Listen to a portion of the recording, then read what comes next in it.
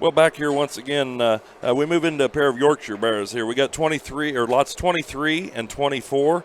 They'd be 10-2 and 10-3 would be the two lots. The big scaled barrow here that we're going to start with is 10-2, the one that Clay's on there.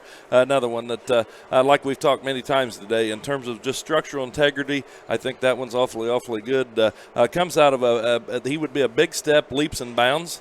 This sow would have originated from Ricker, and Nathan would probably be the first to admit, with about 3 or 4 years ago, we put a valiant effort into resupplying our Yorkshire herd there, and it's certainly paid off with the success that we've had with numerous winners there at different NJSA events and national events, and even the state fair there as well.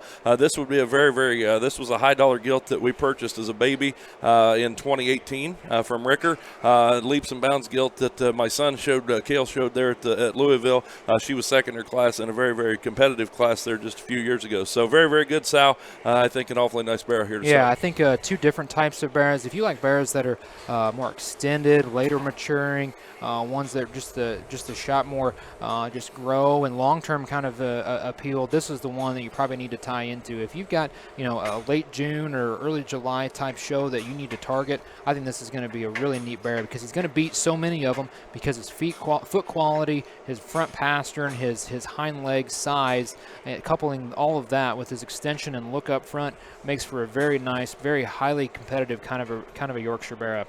Right, as we move on over here to his brother, lot 24, which would be 10-3, certainly the one that is just a little stouter, a little more dense in terms of his skeleton right there, probably a little more moderate in his length of spine there from blade to hip when you really analyze this one. One that still you get up on top of him, tremendous amount of spread, tremendous amount of shape, and just muscle volume, but you study him at the surface, takes that same squareness all the way to the surface. I'm really high on this particular barrow. Yeah, I am too. I mean, if you're in the market for a hog that's going to run maybe at Expo as a really fresh kind of a Yorkshire barrow or a summer type down there in Louisville, this is going to be one that you need to pay attention to because you study the rib shape, you study his back shape, and just how everything matches. And at the same time, a lot of times when we talk about things matching, that makes them common. This is an uncommon Yorkshire barrow in terms of his foot size and his pastern strength up front, and I think just his long-term feedability is very high quality. I think this is a really nice kind of Yorkshire barrow. I agree 100%. I think,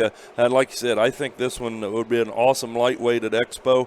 You feed this one and probably key this one towards Louisville there Yes. at early July, and probably get him through a county fair. I'm not going to sit here and say that this one will feed all the way through the state fair by any means, but I would probably target this one towards July, and I think this one could be absolutely next level good in terms of just putting Yorkshire barrow together.